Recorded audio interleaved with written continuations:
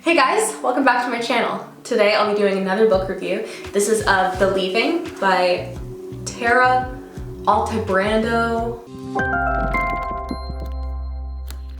I'm going to start this by saying that I did get my nose pierced. I don't even know if you can see it. It's a little stud there, but I'm saying that because our videos Janelle loves me so much, it's not our videos. Sometimes they go out in different orders that we filmed them in, so if I don't have a nose piercing in the next one, I didn't take it out, probably. It's just that it's probably an older one. This book, it's actually kind of funny. I got it recommended to me on Goodreads. So it had said because you liked the program, or if you liked the program, which I did really like that book, they recommended this one. And I had bought this one like 6 years ago, and I was like, I have that on my shelf. So yeah, that bumped it right up to the top of my reading list. So the quick plot of this book is that 6 kids go missing when they're in kindergarten, and then 11 years later 5 of them come back and they don't remember anything, and so no one knows where the 6th one went, which is why it's like a swing set, and then there's like one of the swings is like missing. There's obviously many characters in this book, but the 3 I'm going to talk about are the 3 narrators. And I know that some people don't like separate narrator books, but I found these were quite easy to keep track of just because they're very different. So there's Scarlet and Lucas, and they are 2 out of the 5 that come back, and they have very different personalities. Like, I would say Scarlet's very shy, kind of. She's a little bit, I don't want to say weird or off, but she just seems less put together or less normal than Lucas does. And then there's Avery, and Avery is Max's sister. Max is, whoa. Max is, all of a sudden it got really dark. Max is the 6th kid that didn't come back. So it's interesting to see then from the perspective of somebody who remembers when it all happened and remembers what happened in between, and then also from the family's point of view when the only one that doesn't come back is her brother. So something that I really loved about this book is how quickly it got started. It immediately jumps in with them being dropped off basically at this park, like the 5 of them. This van like drops them off basically in the middle of nowhere, and they're all wearing the same clothes, like just black t-shirt, black jeans. They don't remember anything, and they're kind of looking around trying to figure out where they are and who the other people are, that kind of thing. And the other thing that I like is the writing style. So I'm going to give you an example of the kind of writing style of it. Okay, first of all, they go by days. So like day 0, that's after there's like a prologue kind of thing, and then day 0 is right when the kids are dropped off, and then it's day 1, day 2, whatever, that kind of thing. So then from Scarlett's point of view, it's always stuff like this.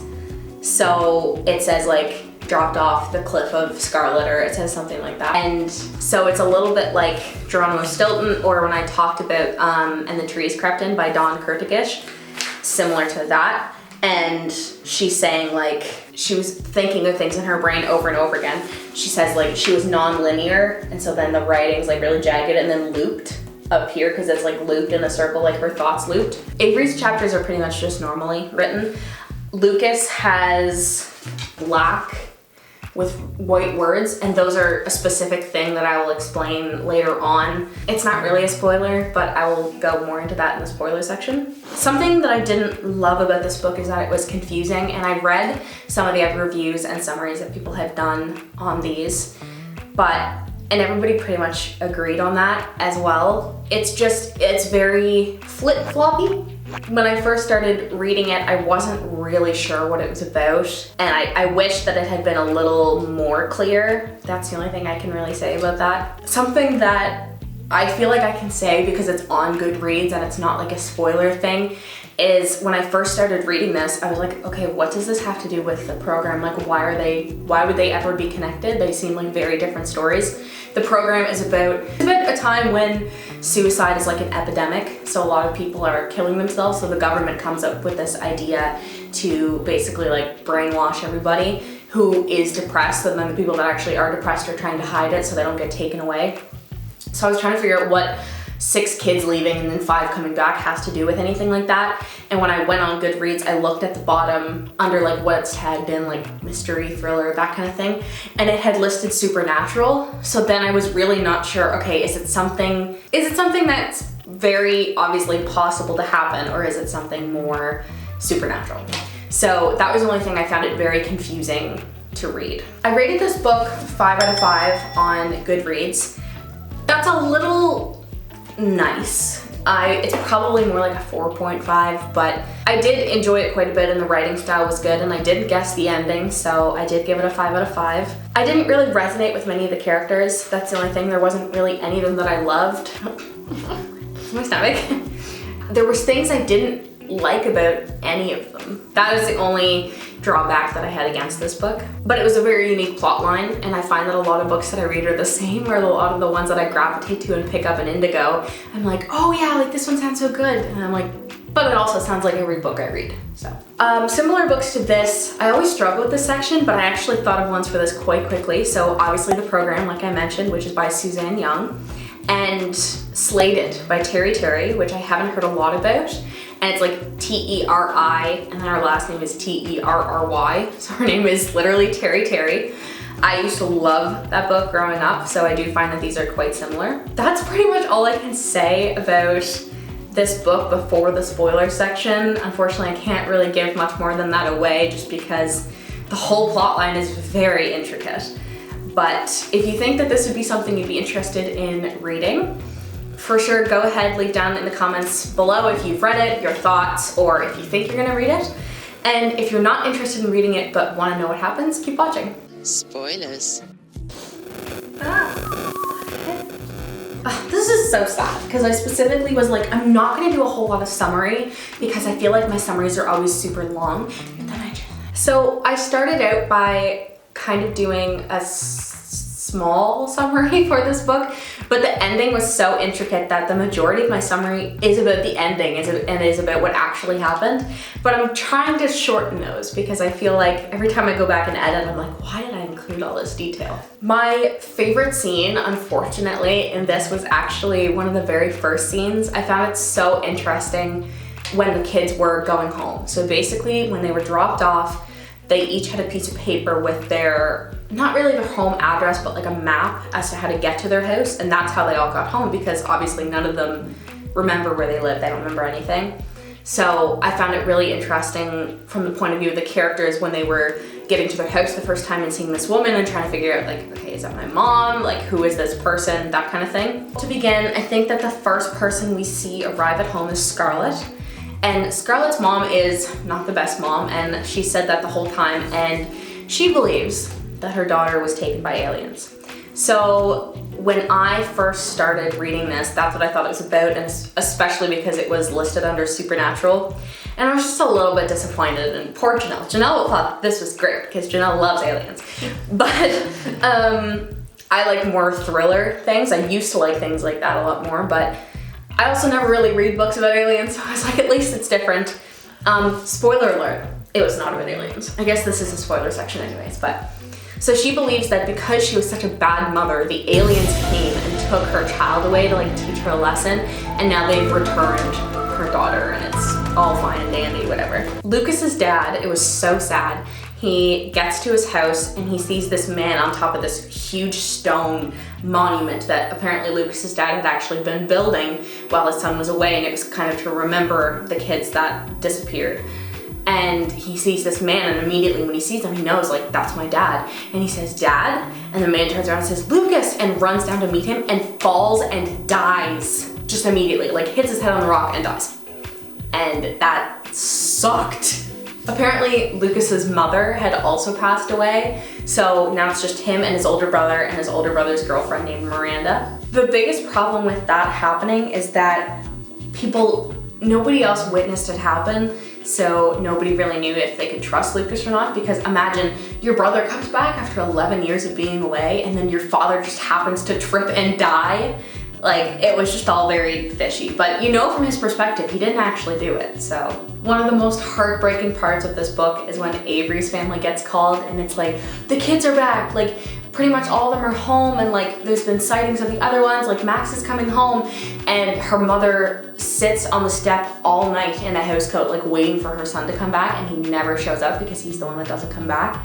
And it's just awful, where everyone else is getting calls like, oh my gosh, they're all coming back, and she got all excited, and then Max never comes home. So that was really hard to read about, and obviously hard for Avery too, because she felt she had to look after her mother. So kind of fast forwarding, there's a RV on Lucas's property that is filled with paraphernalia from when the kids disappeared. So apparently Lucas's dad was very obsessed with what happened, and he was always trying to figure it out and figure out where they could have gone, and he had all these conspiracy theories. So Lucas, Scarlet, and Avery are all working to try to kind of figure out what happened using what's in this RV, and Lucas's brother and Miranda help out as well. They end up finding a book in behind a table, and it's called The Leaving, which, as we know, is the title of this book. So then you find out that Scarlet, when she was disappearing, before they disappeared, she had told her mom, like the night before, I'm going on a trip to The Leaving. But Scarlett's mom just chopped it up as like, oh, little kids say weird things sometimes, and then she disappeared. So they always spent so long trying to figure out what The Leaving meant. The book was from the 70s, I believe, and so Scarlet and Lucas go and visit the author who wrote it, but he now has dementia, he's in an old folks home, and he actually doesn't even remember writing the book. It's basically about kids that get taken away by a government organization and get their memories wiped. So obviously it's like, okay, well, our memories are wiped, and they're trying to figure out if there's a correlation, but obviously they can't ask the author that because he doesn't remember anything. All of the kids go through various testing at hospitals, and they get MRIs, and they go through tests, and they find out they're very good at school, they're very good at basically everything except for history. They're geniuses. Some of them go through hypnosis as well to try to get their memories back, to figure out what happened to them and where the other kid went. Through this testing, they all kind of learn that they have vivid memories, like each of them do. So that comes into play more later on, but that was what I was talking about that Lucas remembers, that's in black. He remembers a carousel, like super vividly, and that's the thing is, they can't remember anything else except each of them has a different memory. So he remembers a carousel, and Scarlet remembers a hot air balloon, like things like that, and they all remember one specific event. So when it's Lucas's chapters, it'll say like carousel, ocean, golden horse teeth, or something like that, and that's just kind of him remembering what had happened. Later on in the book, probably a little over halfway through, they find a house. There is an anonymous tip line that Avery's father started to basically try to figure out where their son is, and they get an anonymous tip that there's a body in this swamp area, and so they go and they see where the body is, and then find out he lived at this house, and the man has been shot, and they go to the house and they think, oh, this is where the kids have been kept, simply because there was a print on the wall, like there was 5 prints, I think, and it was all of the vivid memories that they had. So they're like, oh, this is where you must have stayed. But everyone goes there and they're saying they don't recognize anything, everything's wrong. They don't think that they actually stayed there, and it was all a setup. Right after the body gets taken by the police, Lucas says, you're going to find my fingerprints on the gun, because he just has this feeling, he's like, I definitely killed this man. That's something that, as far as I remember, never really gets explained. I think he actually did kill the man, but I don't know who the man is. That's the only thing. There was a lot of things in this book that never really added up. And again, it was kind of confusing to read, so I may have just missed certain things. They find gunshot residue on the clothes that he'd been wearing that day, and his fingerprints are on the gun, and it is the gun that killed the man.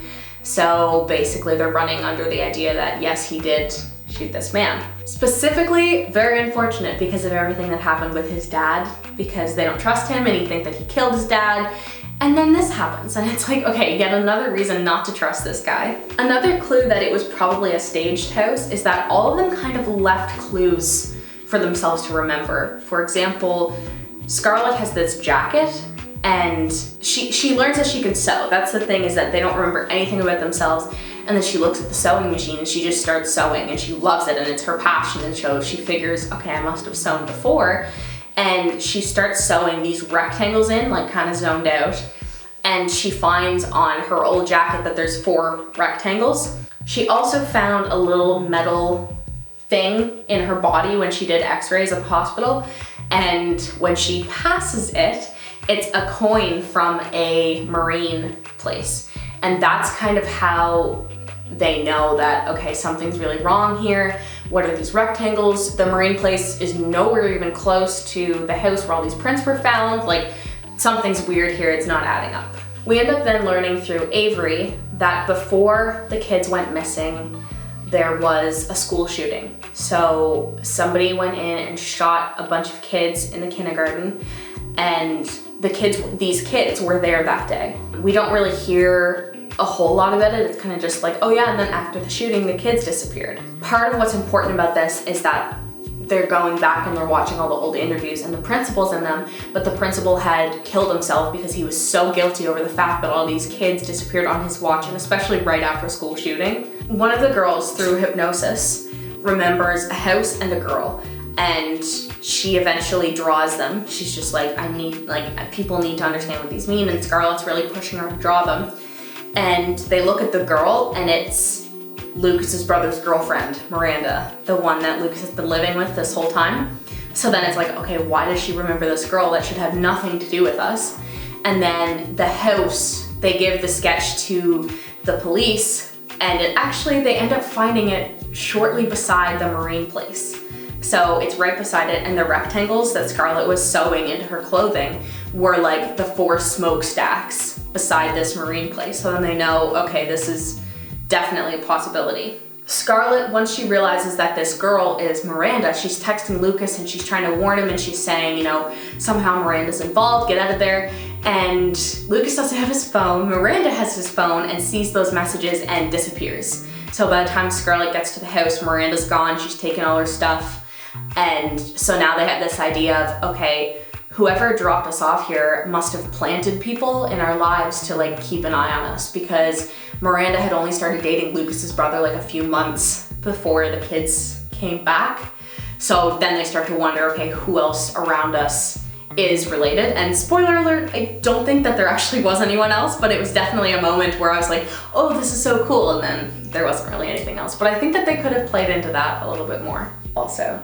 There was definitely some weird things about Miranda. Like, I found it a little bit obvious personally, because she called Lucas Luke, which I guess like they used to call him before, but they hadn't anymore, like since he got back. And then she knew the name of their childhood dog, like they were looking through photos, and Lucas's brother's like, I don't think I ever told you that. And she's like, oh, well, you must have. And it was like, oh. Like, I just found that was a little bit obvious. But Avery's dad ends up shutting down the tip line because he figures there's obviously nothing that we can do. We just need to give up. Max is probably dead. And she gets into her father's computer and she starts listening through the tip line, and her dad had said, like, there's just this one nut job that keeps calling every day and leaving all these weird cryptic messages. So she started listening through them, and she was like, yeah, these are really weird. And then she goes to the RV with Lucas, and they're watching through old videos, and she recognizes the voice of the man who's calling, and it's the principal. So that's kind of when everything falls into place. And I was super confused at first, and I was like, but he's dead. Turns out he's not dead. So let me explain what happened. This is right at the end of the book. We're finally getting into what actually happened now. In the real life, not in the book The Leaving within the book The Leaving.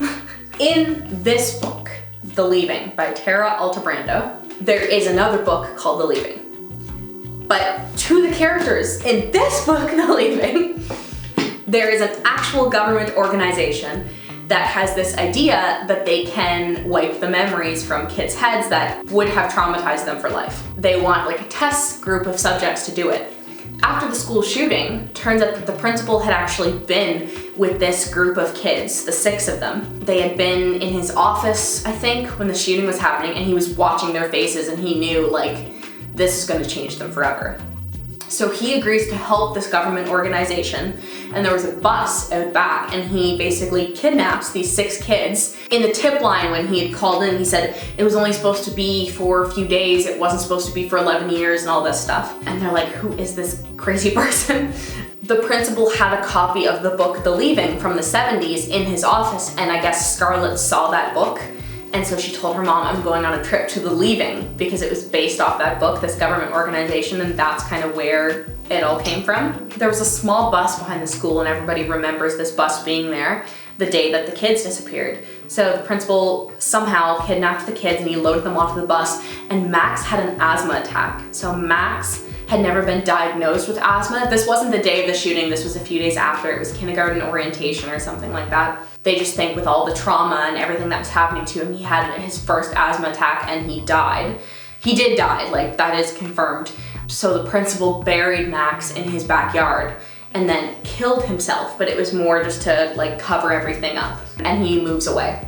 So they get this tip that Max's body is in the back of the house where the principal used to live, and sure enough they dig it up and they do find Max when he was still a little boy, so they know that he must have passed away early on. What ended up happening was that the kids were only supposed to be gone for a short period of time. They were only supposed to be gone long enough to erase the memory of the shooting, but they kept getting their memories back before they could be returned to their parents. Something was going wrong. Again, they'd never tried this before, so they were trying it on these kids, and they would forget for a few days, and then right before they would send them back home, all of a sudden the kids would remember everything and they had to start over.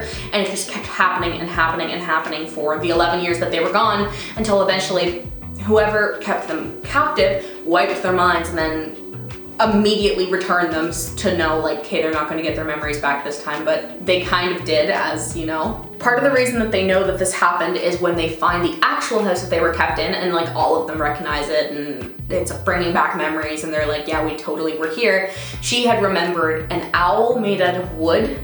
And so she finds the floorboard. They all seem to remember which room they were in, even though all of them are blank. And she finds one of the floorboards, and it has like, it looks like an owl because of the knots that are in the wood. And they pry up the board and there's a journal in it. So I guess she had been keeping a diary the whole time. And so then when she would forget her memories, she would, before it happened, she would like really push into her brain like the owl made out of wood, the owl made out of wood, so that she would go back and it would be a few months later and she'd find the journal and she'd be like, I just read through it all, I know what's happening to us, we're gonna get out. And then it'd be like a few months later, I just read back through this journal, I know what happened, we're gonna get out. And that was kind of just the repetitiveness of everything. As I said, the principal faked his own death because he felt so guilty about everything, and he knew that he obviously had done something wrong. However, when they held a funeral for Max, because they'd actually found his body and it was closure for the family, the principal shows up in like a very, they just said it was a very bad disguise. I don't know if it was like a fake mustache or what was going on, but he assumes everybody still thinks he's dead, but actually they know he's alive. So they looked out for him and they find him and they catch him, and that's kind of how they figured that he had an asthma attack and about this government organization. So the final thing that happens in this book that I thought was worth noting is that Lucas's brother's girlfriend, Miranda, the one that had been with them, calls Lucas and basically explains what happened and said that it was actually her dad that was running this experiment. And he says, you know, I'll never stop looking for you. And him, she says, you're never gonna find us, so just give up. And he said like he wants answers and all this stuff. I'm going to find you eventually. And she says, if you try to find me, I'm not gonna remember you, and then hangs up. So then you know that she's gonna get her memory wiped again because her dad has been the one that's been doing the experiments on all of these kids. And honestly, that's where it ends. And this is the only book. So I do feel like there was some things that could have been a little more dealt with, but I mean, pretty much everything was resolved except for this government organization. I totally feel like there could have been another book where they look into it.